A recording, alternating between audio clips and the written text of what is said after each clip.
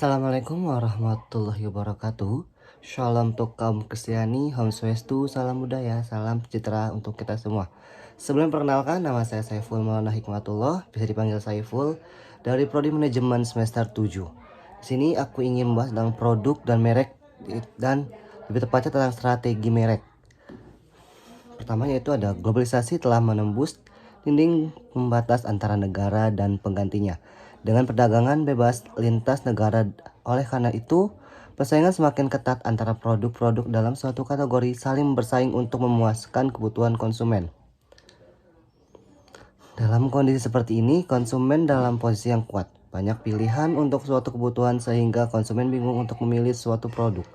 Untuk membangun suatu merek diperlukan suatu strategi manajemen yang baik, yaitu ada pengertian strategi dan manajemen strategi.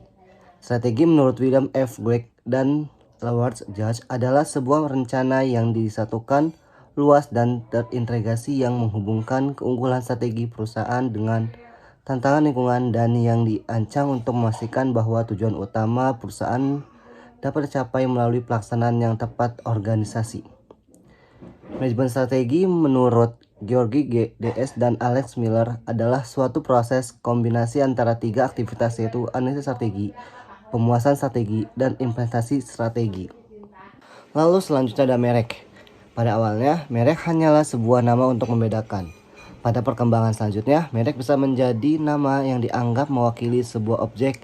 Selain itu, merek dianggap sebagai simbol dan kemudian berkembang menjadi citra. Merek merupakan aset yang menciptakan value, di mana value sebagai total gate atas semua pengorbanan yang diberikan oleh pelanggan. Total gate mencakup dua komponen, yaitu satu manfaat fungsional dan kedua manfaat emosional. Total gap juga mencakup yaitu harga atau price, yang kedua biaya lain atau other expense. Membangun merek. Dalam mengelola merek diperlukan kerangka kerja yang berbasis kerangka kerja manajemen pemasaran yang mempunyai landasan utama, yaitu memanusiakan pelanggan. Dalam membangun strategi yang kukuh, hal yang pertama yang dilakukan adalah perusahaan harus mempunyai dan melihat pasar secara kreatif dan membagi-bagi pasar tersebut ke dalam segmen. Yang pertama ada beberapa besar ukuran pasarnya, yang kedua seberapa besar pertumbuhan segmen atau ceruk tersebut, yang ketiga bagaimana situasi persaingan di segmen atau ceruk pasar yang bersangkutan, yang keempat bagaimana pula keunggulan bersaing. Mempertahankan merek. Merek seperti halnya intangible aset yang lain memang sangat rapuh.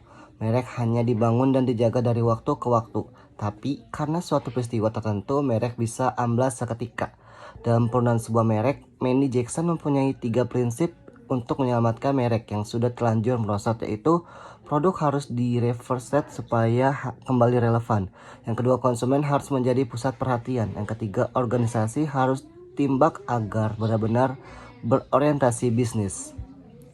Membangun suatu ekuitas merek yang kuat membawa 1000 manfaat dan keuntungan. Yang paling jelas terlihat adalah harga premium alias di atas rata-rata pesaing. Dalam memiliki ekuitas merek yang kuat, perusahaan bisa lepas dari hukum dasar ekonomi yang menyebutkan bahwa harga di pasar akan turun seiring dengan naiknya penawaran. Sebaliknya, harga akan naik seiring dengan naiknya permintaan. Jadi harga terbentuk dari adanya keseimbangan antara penawaran dan permintaan.